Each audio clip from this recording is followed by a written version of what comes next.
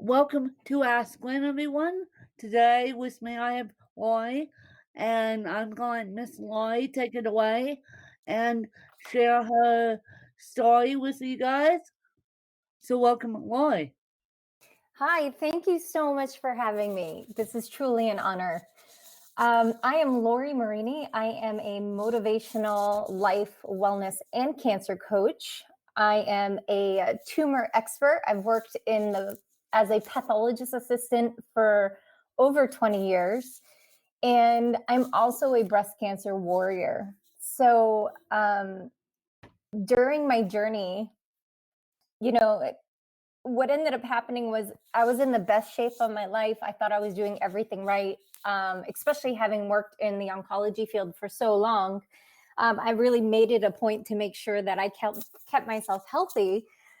And I went for my baseline mammogram to discover that I had 4 lesions in my left breast, which I had seen my primary care physician the week before. She didn't feel them.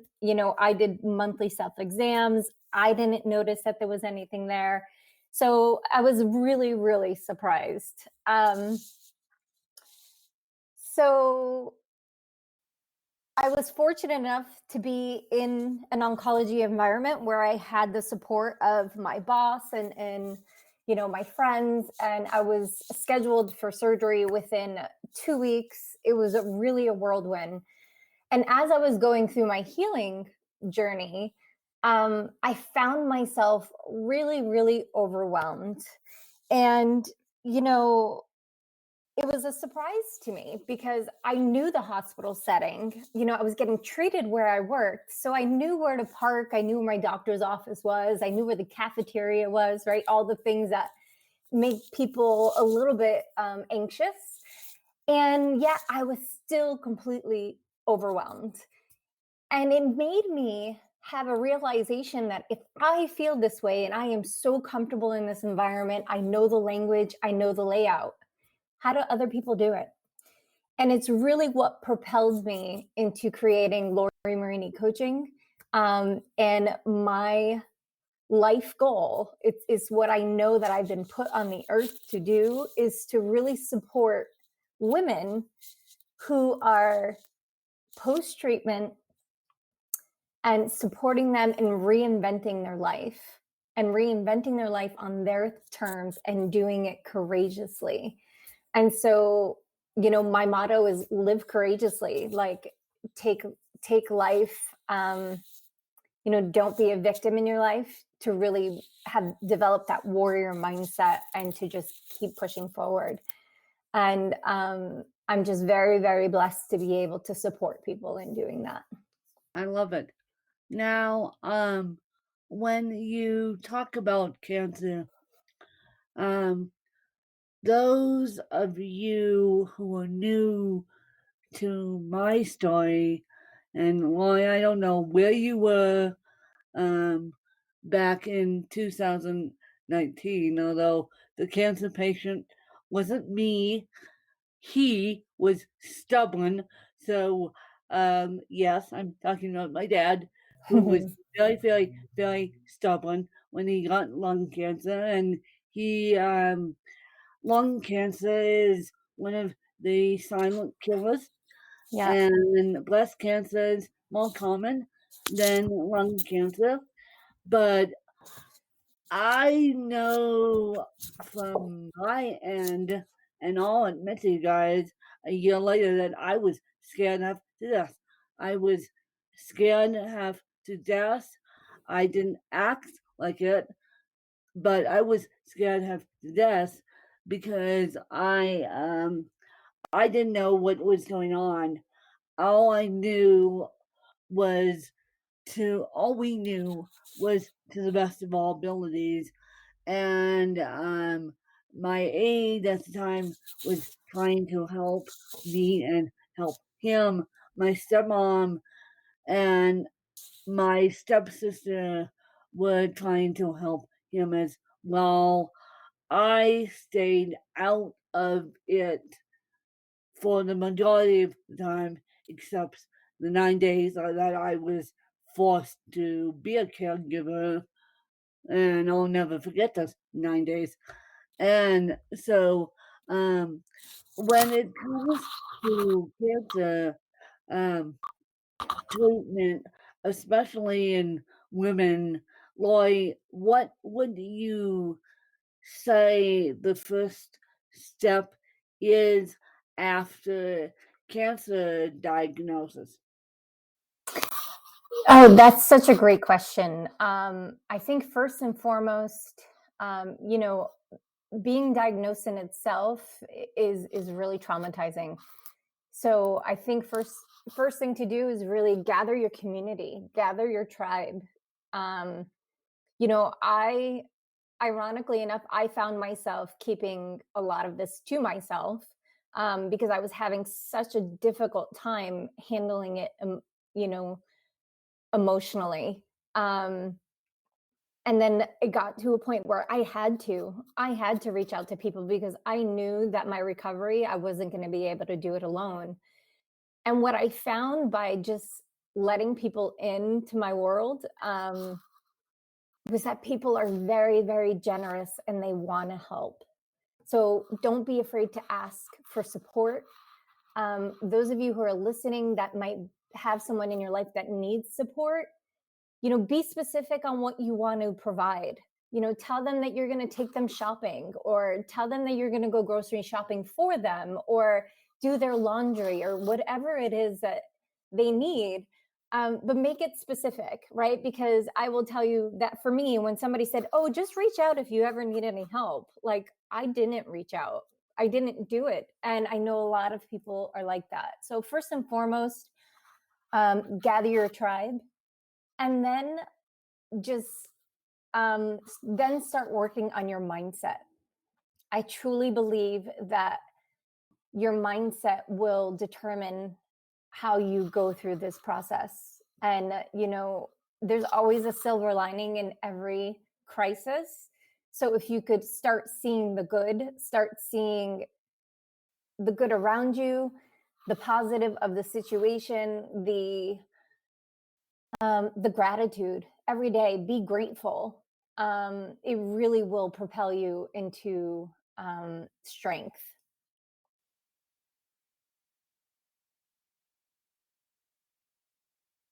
So, you're saying be grateful, work on your mindset, whether it's breast cancer, lung cancer, colon cancer, um, just be grateful.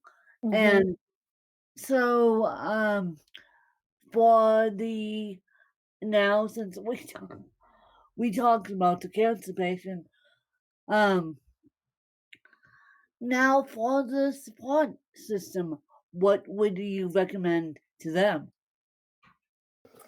For the support people themselves, I think um, unless you've been in a person's shoes where you've had a chronic illness or something traumatizing enough that you have faced your mortality or your life has never been the same, you kind of don't understand what they're going through. And it's Yeah, okay, because we don't want you to understand what we're going through, right? I'm sure you could relate to that. Like, we don't want anybody to have the knowledge that we have. So for me, I would tell the support, like the tribe, it's okay to not know what to say. It's okay to just sit there in silence and just be there. It's okay to have emotions around it. It's okay to share those emotions with those that are going through it, and just honestly just be a good human to them. Just remember that they may not know what they need. So, be open and just come from love. yeah, you know yeah. Come from a place of love, and don't don't say, "Oh, you have cancer. I'm so sorry." Say, "How can I help?" yeah, And say, "What do you need me to do?" Don't yeah, use the old adage. I have you have cancer, I'm so sorry. I mean, it's like, really? Yeah. Really? The old adage doesn't help. So, Lauren, what is your favorite book? My favorite book, oh, I have so many because I am such a book nerd. I love them. I love them. I love them. But I have to tell you, one of the books that changed my life forever was The Alchemist. Reading that and recognizing that your path has been, you're guided through your life, that if you look for the clues, the universe will show you the way. And um I recognized divine intervention now. I recognize when the universe is telling me to go down a path, and I've learned to stop getting in the way of it. Part of what happened to me was I was working in Connecticut. I was at Yale at the time, and Boston. Dana-Farber in Boston kept asking me to go and work for them. And the job came up 3 times. And I'm like, Dana-Farber can get anybody. Why are they asking me? Like, I don't understand. And I remember saying out loud, universe, I don't know why you're sending me back to Boston, because I had been there before. I'm like, but okay, I'm taking the faith and I'm just going to go, and I'm going to let you show me why I need to be there. And literally a year later is when I was diagnosed. And it just so happened that I was working in a cancer institute for a world renowned breast oncologist. Like, and it was one of those moments where I'm like, now I get it. Right. And Yeah, it's something that has, I don't question anything anymore. Like, if something doesn't happen, something doesn't work out, like, I'll give it my best shot, but then I'm like, okay, I get it, and yeah, it doesn't mean I stop trying. It just means that I recognize that it may not show up right now, because right now is not the time. yep. And so, if you had to move and only take 5 things with you, what would they be? Oh, my dog, first and foremost. I don't know if he's a thing, but he's definitely my love. So I would bring, he would definitely come along, and because he's my family. And then I would bring my favorite coffee mug, because it brings me comfort. I would definitely bring my iPad or my Kindle, so I could have music and I could have books, even though I love paper books. I'd bring my record player, because I'm old school and I love vinyl. So I would bring that. And I would bring my yoga mat, because I believe in meditation and mindfulness and yoga. It's what keeps me grounded every day. And um, I don't really want to say my laptop, because I think I kind of would want, actually, no, I'd bring my passport. I'd bring my passport so I could go ahead and make sure I could still travel the world. Passport to make sure you still travel the world. Yeah. That's a beautiful thing. And what is your morning routine? So my morning routine is I get up, I do some yoga, I make myself a cup of coffee, and I write in my journal for at least 5 minutes. And if time allows, then I read at least one page. The goal is a chapter, but if I could get through one page of the book that I'm reading, then I feel that I am not sacrificing anything in my day if I don't come back to it. And as we wrap this interview up, um, where do where can people find you if they choose to do so? And do you have any questions for me? People can find me. My website is lorimarini.com, and it has everything on there from my email to my phone number. So please call me if I could support you in any way, to my social media. So you'll see there's a link where I do daily gratitude, which is something that came out of my healing journey. It's something that kept me positive and looking for the good in the world. And yeah, like lorimarini.com is definitely where people can find me. And my question for you, as a person who works on it daily, how do you keep a positive mindset every day? Well, as we sit here today, I still don't know what's wrong with me. Um, I have been going through a medical journey, as you guys know, Mhm. and I, um, on top of having cerebral palsy, mind you, and I, today I'm going to go get my blood drawn, and today I'm going to go get a machine for a sleep study to get to the bottom of what I have going on with me. But to answer Lori's question, and as we record this, it's December 11th, 2020. And to answer Lori's question, without my faith, I wouldn't be on the ground. Without my belief in my faith, I would literally be on the ground because not only has 2020 been an interesting year for all of us, including me.